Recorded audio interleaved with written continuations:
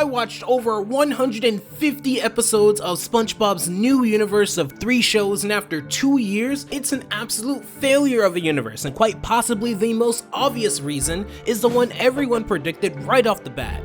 The canon is a nightmare because of one man's obsession.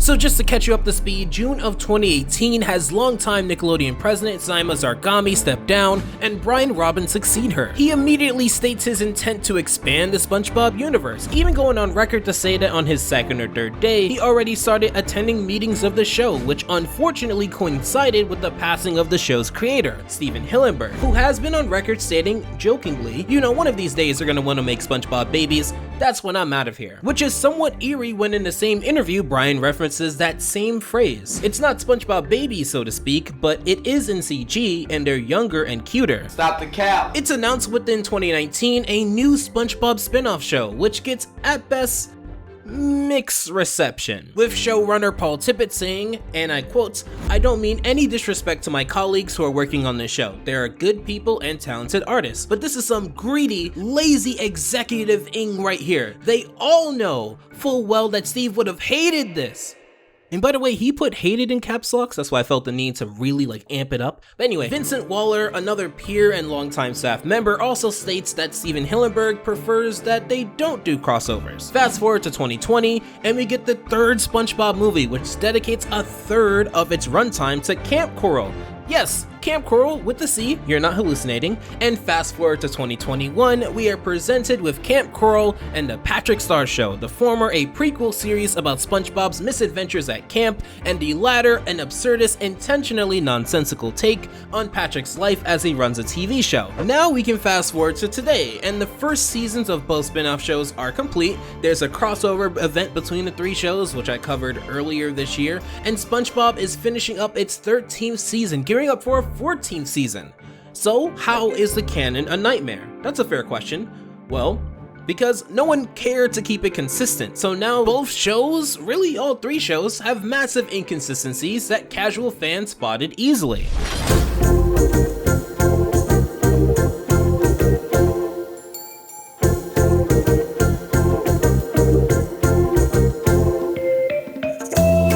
If you don't know, within Kamp Koral, a young Sandy appears, which implies that she's known SpongeBob ever since he was young, which directly contradicts the episode Tea at the Tree Dome, a very early episode of the show in which SpongeBob meets Sandy, showing that he didn't know about her until well into his adulthood. Their remedy for this is shown within Kitchen Sponge, an episode where a young Sandy was shown to exist within Kamp Koral because of time travel, because she was sent on a mission by a future Sandy to stop Plankton from stealing the formula. Your plan worked perfectly.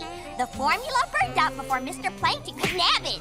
Now it can be safely rediscovered in the future. So on the surface, it seems like they care to fix the canon and the lore, but actually this creates more problems and even more questions. Time travel is already confusing because this would imply that future Sandy, the one that we see in this episode, grew up to understand the gravity of this situation because she was indeed said young Sandy earlier in the timeline. But the way that time works, there would be a part of the timeline where this starts and there wouldn't be a future Sandy to start all of these events. So this solves nothing. Post-editing Jay here. So one theory that I thought about while editing is that someone could say something along the lines of like, oh, SpongeBob and Sandy met at Tea at the Tree Dome, and somehow in whatever conversation they had, Sandy deduced that she needed to send a younger version of herself back in time to preserve the formula. But here's why that doesn't work either. Because at that point, SpongeBob already has his job. So there is no formula to preserve to be rediscovered later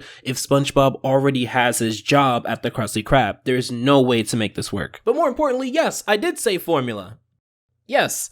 That formula. Within Kamp Koral, it is explicitly stated that SpongeBob created the secret formula, but when destroyed, Sandy mentions that the formula is now safe to rediscover in the future? You what? This now makes the very first episode of the main show Help Wanted make no sense.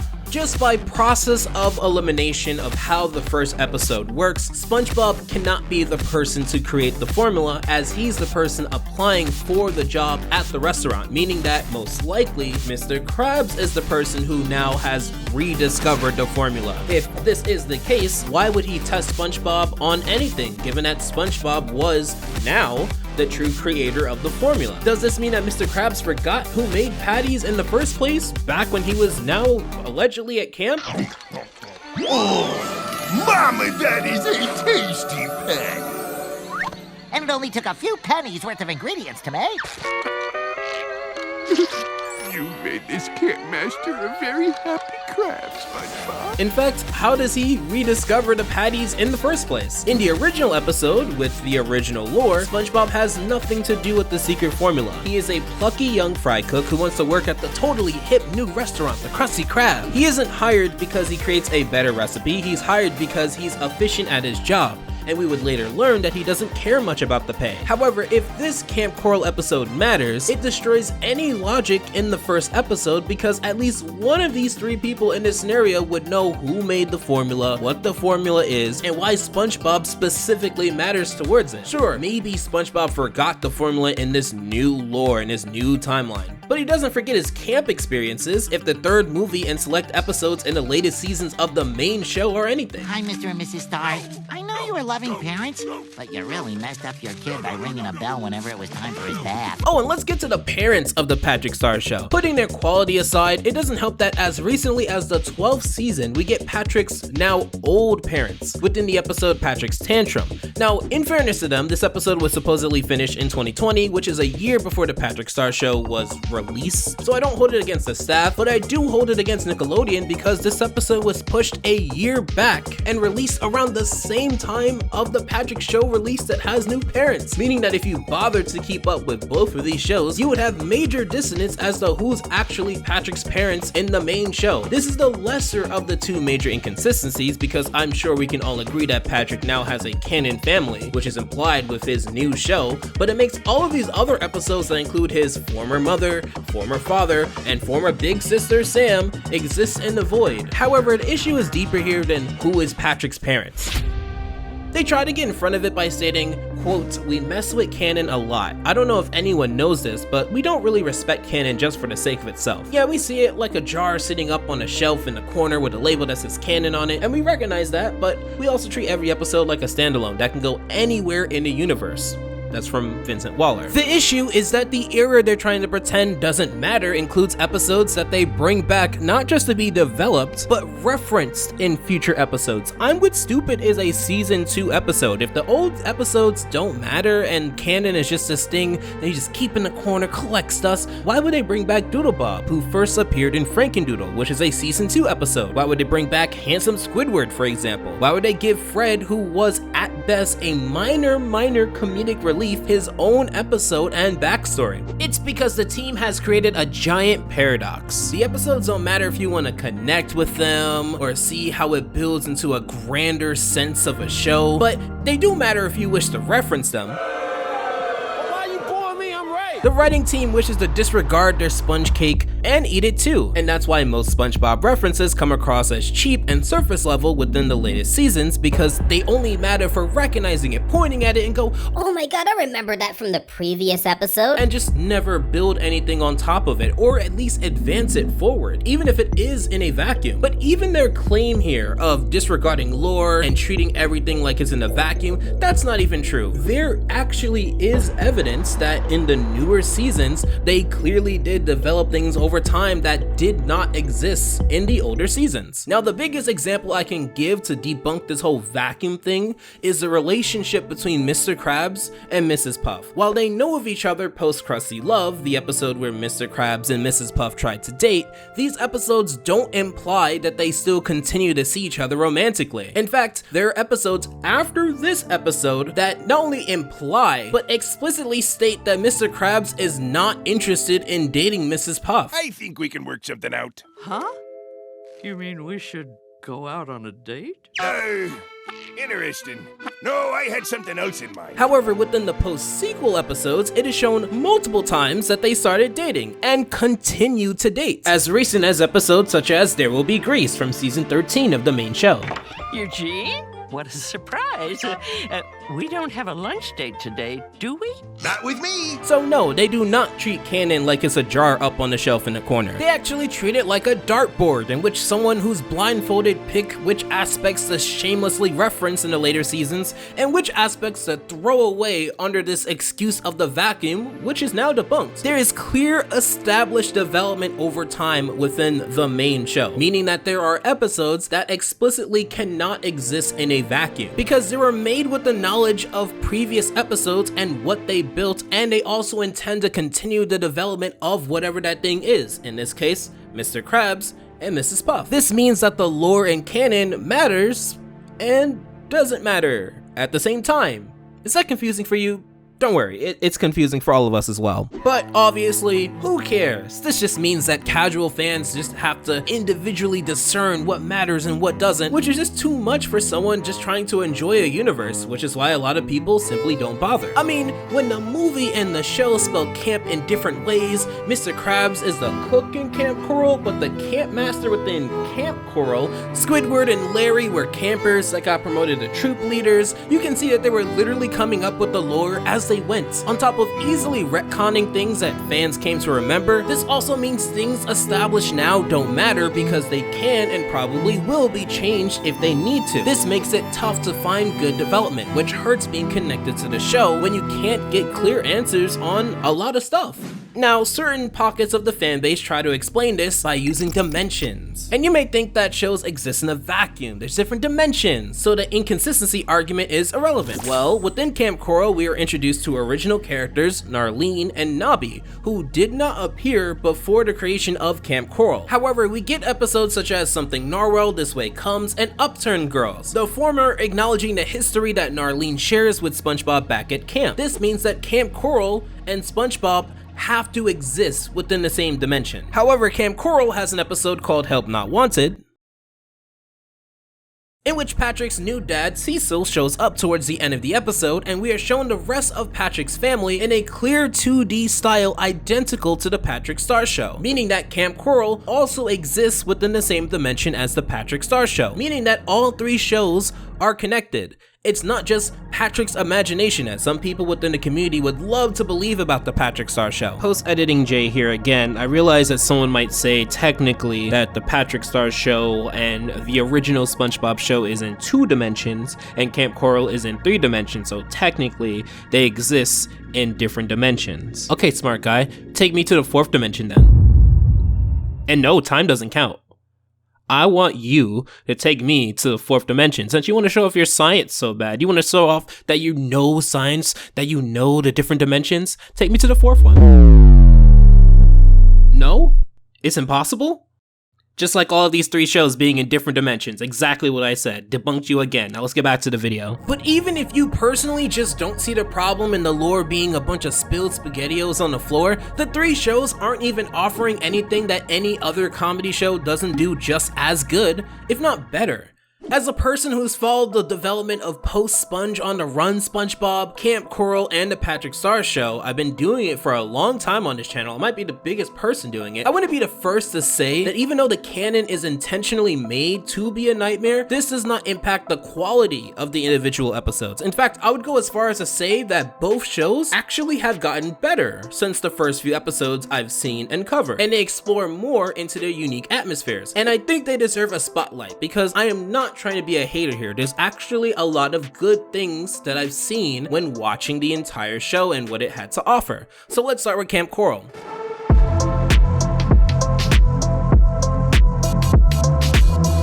Camp Koral has developed unique characters such as Narlene and Nobby, who contribute both to the show consistently throughout the season. The show has Bubble Bass, Squidward, and Larry having unique positions and roles within the show, allowing for different dynamics when explored. There's the act of badge chasing that happens in some episodes. The episode Camper Gary explores the origin of SpongeBob and Gary's friendship post-Sponge on the Run. Help Not Wanted connected the Patrick Star Show to Camp Koral, as mentioned before. Camp Crossbones gave us a look into into Crab's former life. Squatch Swap features a new species, the Sea Squatch, which gives the show unique minor characters as well. First and Last Aid gives us a nurse, Nurse Helga, who's also unique and tailored to the show. What About Meep explores the anchovy characters which aren't commonly seen or explored in the main show. Prickly Pest gives us the history of the camp, and most importantly, number 1, the first episode among a few others, such as The Jelly Life, explore this ongoing arc, yes, they have an arc, of SpongeBob trying to catch his first jellyfish.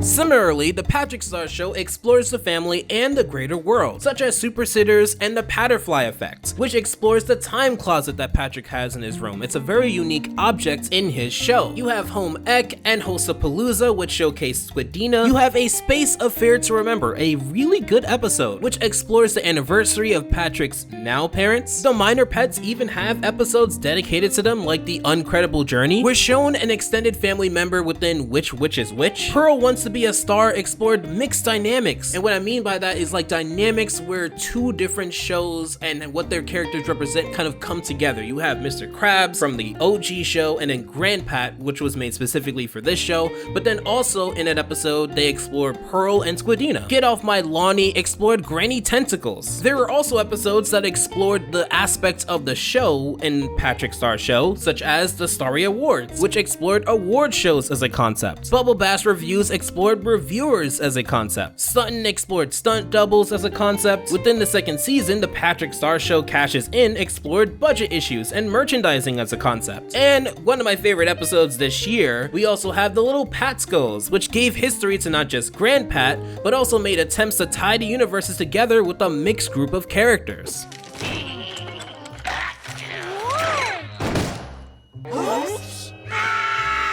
I say all of this to say that I do have a deep understanding of both spin-offs and the main show. I've been watching the main show all my life. I don't wish to present you the same tired arguments of Steven Hillenburg rolling in his grave, or that I hate all of what Nickelodeon has to offer. I've had a track history of actually enjoying what Nickelodeon has to offer. When watching both spin-offs, it really just came down to two types of episodes and two types of feelings I had. In one category, you had episodes that fit the show, explored the lore, just made it a unique opportunity to provide something that the main show doesn't provide. And then you also have the episodes that were just rejected SpongeBob premises. The problem is that the rejected SpongeBob premises tend to fill out both seasons of both shows and your experience watching it. They try to address this by saying things such as, that's something we're all really into in the writer's room. Anything that will free us up to be as creative as can be, and take the rigid structure of story and sideline that to make room for more digressions. It frees us up to be more surreal and randomly bizarre with the kind of things we put out there. But the random and bizarre things are just multiple different ways of Patrick being a dumb glutton at the end of the day, or multiple different ways of Squidina just being a producer and not having anything extra to her personality. There's a misconception that episodic shows are now boring because when you place them next to story-driven shows, you'd want to watch that big grand finale and not some random last episode of a season. This is not true. SpongeBob does not have to overhaul everything it's doing to modernize its approach, nor is a significant amount of people asking for SpongeBob to become a serious story-driven epic. There's plenty of shows that existed within the episodic show format that went on to be great successes because they've modernized the format to fit with the expectations of today's viewers. The Amazing World of Gumball was episodic, but had episodes that established continuity, such as relationship changes or episodes about the void. For the most part, you can play mostly any episode out of order. Obviously, there's some episodes that acknowledge changes that previous episodes made, but for the most part, it's episodic. By the way, I already proved that SpongeBob is not above doing that as a show if Mr. Krabs and Mrs. Puff are dating now, and they weren't back then. Regular show, it's anything but it was largely episodic, but loved to bring back enemies, acknowledge their history, develop romantic relationships, or at least spend the last season in space. Again, many of those episodes can be played in any order. The Ghost of Molly McGee's first season did have an arc, but plenty of episodes in between were episodic and could be played in any order. However, they gave lots of developments to dynamics, lore about their town of Brighton. It's not that SpongeBob can't develop more dynamics or try out a small arc or acknowledge their history in a more substantial format. but that they know they don't have to.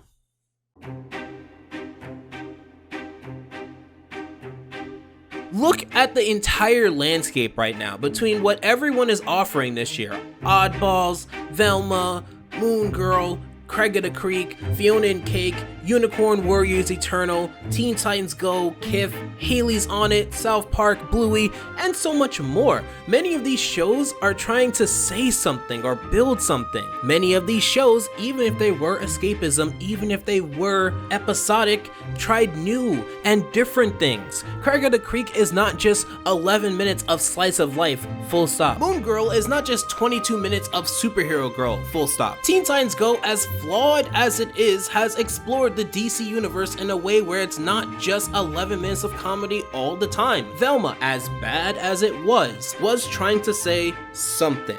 Even if that something was something that none of us wanted to hear. SpongeBob is like the only kid show given this magic veil of not having to do anything or build anything because it used to be iconic. However, in the same way that the greatest sports players of all time have a run at the top and then not anymore, if you were to imagine SpongeBob to start today at seasons 12 and 13 and those other seasons didn't exist, it would be cancelled after 2 to 3 seasons, with that last season being on Nicktoons for 5 years later, people like me to cover what happened to it, because it does absolutely nothing to cut through the noise. However, that's not even the worst part. What is worse is that doesn't even matter in our present day, because the show is carried by a decade of dominance and stardom that SpongeBob will always be synonymous with cartoons and will never ever be cancelled by Nickelodeon as long as the money keeps rolling in.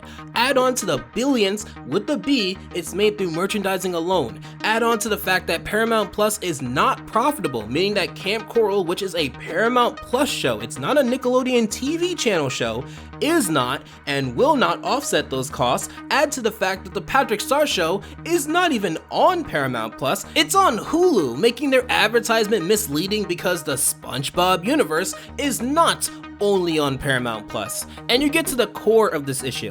The SpongeVerse, whatever you want to call it, will never have to prove itself writing-wise, character-wise, story-wise, episode-wise, because SpongeBob already did that decades ago.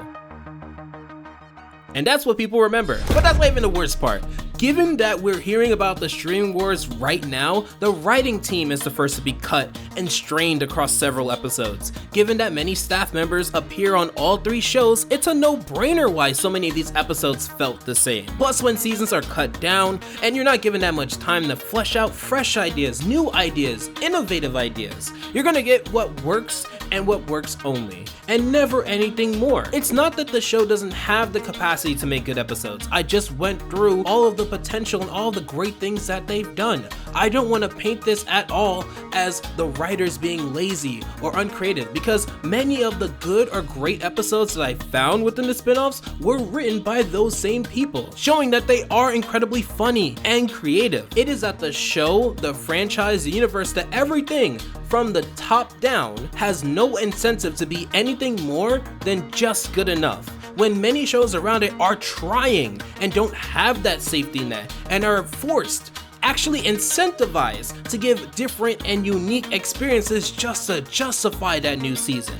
Nickelodeon will never have an incentive to build upon SpongeBob in depth rather than width. So while the fans clutch onto the show and explore the surface level lore that it offers so generously, with exceptions of course, almost every other show out right now, good or bad, has wanted to try something different, tell something new, build on something, offer a different experience, whereas the 2 new SpongeBob spin-offs are always just going to be under the shadow of the main show creatively and value-wise, meaning that a casual viewer has no incentive to watch them because of the most damning reason: it's all the same. They approach the comedy largely the same. They approach the characters largely the same. They approach the writing largely the same. For the first half of the spin-offs, the people writing the shows were largely the same. So a casual viewer isn't gonna look at this and see a SpongeBob universe full of different shows and different experiences to dive into. They're gonna see the same show 3 times. Ironically, it's like the same energy as like cutting your kitchen sponge so that you save on money. So let's go back to how this all started, the history lesson. Brian Tony Robbins calls this a mini Marvel universe. But by this analogy, the people who watch Iron Man don't like Iron Man because he knows Spider-Man, the same way that people who are watching the Patrick Star Show are explicitly watching it, whether they like to admit it or not, because he is related in some way, shape, or form to SpongeBob. No one would ever say that the Loki show is just WandaVision done a different way, the way that a lot of people are saying that Kamp Koral is just SpongeBob done in Kamp. That is because these shows, while connected to a greater universe, the Marvel shows and the movies, can exist by themselves. The superheroes, supervillains, all the characters, they can exist by themselves. They have fans that enjoy that specific aspect or corner of that Marvel universe, and they're all trying to achieve different things. Now, putting consistency aside, putting quality aside, even putting superhero fatigue aside, because all of those things are valid about the Marvel universe, it should be commonly agreed that the major superheroes within the Marvel universe have all carved out their own distinct identity. They are not reliant on any other superhero in order to not just make a story, but also be recognizable. Black Panther doesn't need like Thor to make a crossover work. Ant-Man does not need to cross over with Doctor Strange for anyone to care. However, the Patrick Star Show is so heavily reliant on the main show for a significant amount of the season to not just work, but be marketable. If we follow that universe analogy he so desperately is trying to paint, this is not a universe. This is not even different worlds. It's one world, and Kamp Koral and the Patrick Star Show would be like two moons, because they heavily rely in orbit around the main planet. You would think Nickelodeon would learn from its history to understand what to do in this scenario. I got two examples. So within Jimmy Neutron, Jimmy was the main character, and thus the audience had expectations of him. He covered a lot of different areas of how the main show worked. Action, comedy, romance, development with the people closest to him, inner development, his biggest fears, his motivations, his flaws, they were all put up on the big screen. Now when you see Sheen, he is a side character within the main show, so he doesn't need to fill in all of those gaps because he's not a main character. And how people remember him, they largely remember him for filling in the comedic portions of the show, and also having some romance and some motivations, like with Ultralord. Nickelodeon decided it would be a good idea to take the comedic side character and plop him into his own show. Now, on paper, it does sound like a good idea because people love the character, but what you have to do now is fit the mold of Sheen to deliver what Jimmy used to deliver before you make the spin-off. They didn't. Sheen was largely still the same Sheen, and that's why the show has, at best, mixed reception and didn't go on for too long. Now Nickelodeon would try this formula again with the Casagrandes, and given that the Loud House was and is very popular with the target audience, you would imagine another show could garner similar success. This was the same show that back in 2016 was beating SpongeBob in the ratings. However, the Casagrandes, as many people label it, was just a Loud House with a different family of different ethnicity. It was a similar type of writing, it was a similar type of comedy, and this meant for most people you were watching twice the amount of the Loud House rather than getting a different experience, thus making you have a deeper connection to this universe. So rather than building out a universe, the Casagrandes gets cancelled in favor of switching the show to live action. Now, let's address the elephant in the room. You might have heard of Bubble Bass Reviews, a later episode from season 1 of the Patrick Star Show that made its rounds throughout our community because of who it references and what it's poking fun at. Is it a good episode? Sure. You know what, let's say it's the best episode from the show, which it's not, but let's just say it is. This means that the best part about the Patrick Star Show isn't even Patrick. It's not even Bubble Bass. It's what they're referencing and what they're talking about, which has nothing to do with the 40 plus other episodes. If Nickelodeon wished to understand a good example of making a universe, honestly, they should have turned to look at their rivals. Seth MacFarlane had this hurdle when it came to Family Guy and American Dad. The show in its early years was seen in comparison to Family Guy and largely written off as a ripoff. While it is shown that they exist within the same universe, they do not fundamentally offer the same experience watching it. American Dad was not reliant on cutaway gags and references, it had a different form of writing. The main family explored their family dynamic differently, allowing for different stories to be told. Whereas Family Guy uses a lot of big band music in both its soundtrack and original music, American Dad explored a lot more genres, including marching band music, music, R&B, teen pop, and even rock. Seth MacFarlane relinquished the creative direction to someone else, so even he had to get the identity of this new show. And that's like the tip of the iceberg. There's a ton of differences between these two shows, and because it overcame being just Family Guy 2, it's still on today. You know what show did not overcome that? The Cleveland Show, because it borrowed heavily from the writing philosophy of Family Guy and thus failed because it was just a poor man's Family Guy. While Cleveland and many other characters within the show were good, there just wasn't a unique value in the show that you couldn't get through Family Guy, even if Cleveland moved away. It should be a surprise to no one that SpongeBob is not and will not be a mini Marvel universe if they continue in this direction. It doesn't matter which characters they grab to make the spin-off show or how many movies they wish to pump out. While yes, SpongeBob has had a massive head start in brand recognition of around 20 years, the new shows do not offer anything unique to start a new branch of fans. So unless it wants to bite the bullet and try building out some canon, trying some risks in how the shows are presented, or at the very least, just don't make like a SpongeBob 2. There's not going to be a strong SpongeBob universe, but rather one ringed out sponge coasting off of the success he's had over 2 decades ago at this point, as everyone around it pretends that it's not failing. Thank you for watching.